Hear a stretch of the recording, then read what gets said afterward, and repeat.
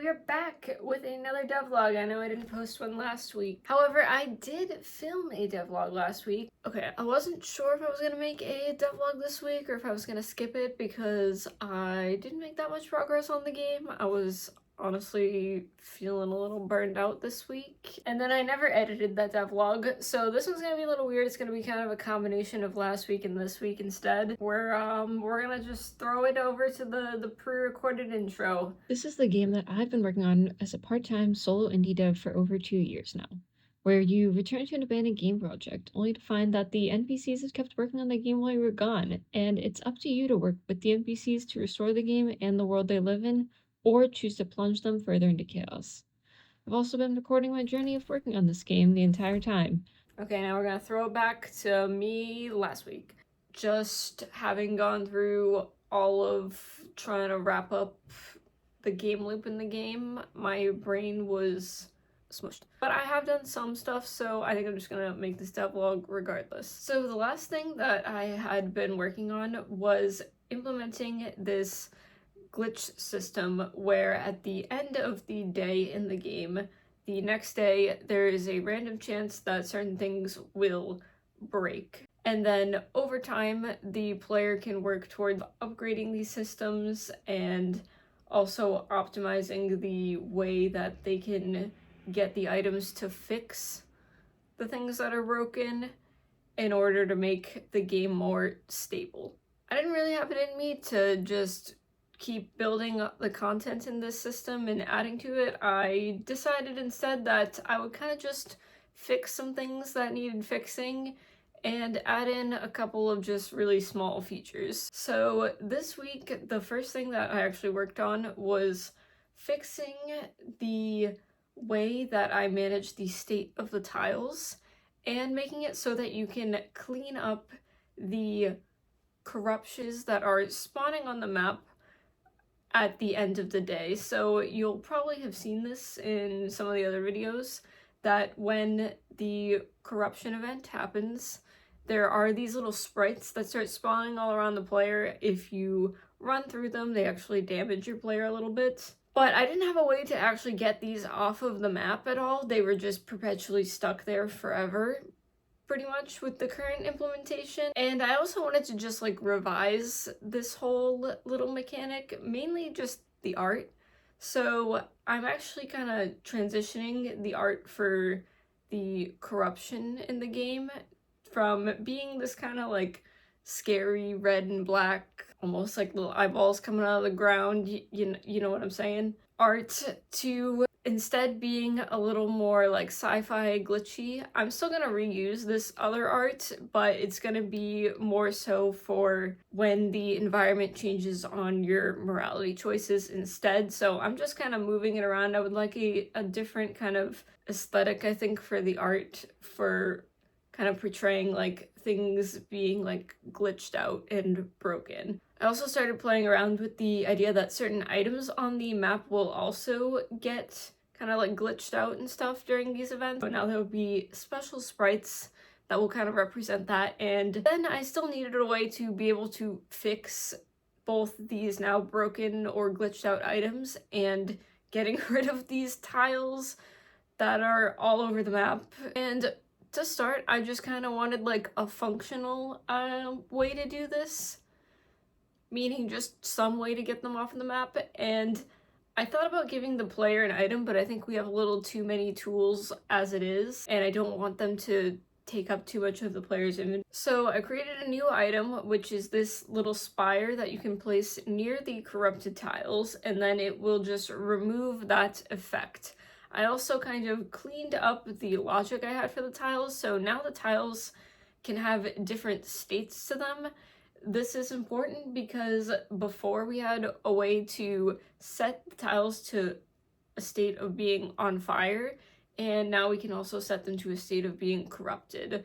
You can also stack all of these states of the tiles, and I'm gonna make it so that there needs to be ways for the player to kind of revert them back to a neutral state. I also added this entirely into the save and load system as well. So now we can light all these little fires around the map, and they'll be there when we get back.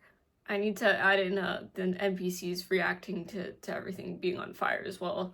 Everyone's a little too chill about it at the moment. Then I just did a few little last things around the map, stuff like adding the ability for things to spawn in the tide pools that are on the beach and allowing the player to interact and pick them up. I also started adding back in some more of the dialogue files and adding in some of the real dialogue for a few of the characters. Very slowly though, that's gonna take a decent amount of time for me to add in all of this dialogue, but now it's set up in a better state at least. And that was pretty much it, honestly. Okay, we are back to right now. So yeah, I've been making a little bit of progress still this week, and the main thing I've been kind of doing is just kind of jumping around in the project, honestly, and figuring out just honestly what I want to work on next. I was planning out the sequence of like items in my game and just adding in a lot more content in terms of the items and the crafting system and just the way that everything is going to kind of tie into what we need for these like upgrades for fixing the games and things like that. And I've gotten at this point most of the base content in. There's still a few more things I need to add, a few more little tweaks I need to make to the overall system, and I think a lot of this is just going to come down to playtesting. But I am really, happy with the progress I made with just adding in just more stuff, because we've been, just eating grass and crafting really basic items for the most part. And then the other thing that I spent a really long time, maybe too much time, but I think it's worth it at this point working on, was I have, in the past couple devlogs been implementing this kind of system of like glitches, and I brought up this concept of the glitch report, which I mentioned in the little other part that I had filmed last week basically. But I actually kind of like changed this up a little bit, I decided. So I just felt like I needed to take more advantage of my NPCs. So the NPCs in the game are meant to be the most important. They all have a job, essentially. They are all tied to a specific mechanic in the game. So in my game, the NPCs are not meant to be background characters. They are meant to be an integral part of the literal game ecosystem. And I was thinking about how I could kind of tie this into the idea of having, like a report kind of at the end of the day based on what the player did, maybe not even what the player did, just like what happened within the game, because I have so much stuff going on that the player's not gonna necessarily know about without me telling them. And that was the original kind of idea behind this whole like stability panel and whatnot, but I was like, I think I can just do better. I think I can have a little bit more. So now, instead of just having a panel at the end of the day that's just a random kind of UI element, I have two of my NPCs giving a news report essentially at the start of the day instead. And so this little report will tell you, okay, what happened? What are your goals for that day? What do you need to fix? What do you need to accomplish? And of course, you don't have to. I think it gives the player a really kind of clear potential goal that they will want to work towards every day. And I think just having the NPCs do it is a lot more fun. This also allowed me to test out the cutscene implementation that I think I had mentioned a couple devlogs back that I put in, and then I kind of just like tested it a couple times and was like, yeah, it's pretty good, but like didn't really like utilize it. So yeah, this was a good little experiment for me for setting up cutscenes correctly and working out the little tweaks with that, but everything's working pretty well. It's a little rough right now.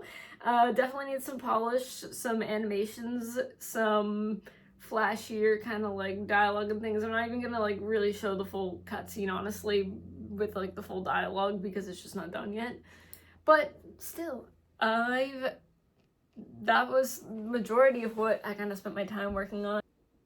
And so because I've kind of gotten a little bit of a different place for these devlogs, I think the next devlogs, or maybe I shouldn't call them devlogs, just next videos that I post, going forward are going to be a little different. I would actually like to just switch to like playtesting the game essentially, and then like me like narrating over it, because I've been doing a lot of playtesting in the last like 3 weeks or so pretty much. And while things in the game, you know, still definitely need a lot of work, a lot of polish, especially polish. There's a lot of weird bugs that have been happening, and we still need, you know, a little bit more content in terms of like things to do in the game. And that's probably just what I'm going to be working on going forward. It's just content and stuff. So I don't think it really makes sense to make like devlogs about just like, hey, I added this content, here's the content.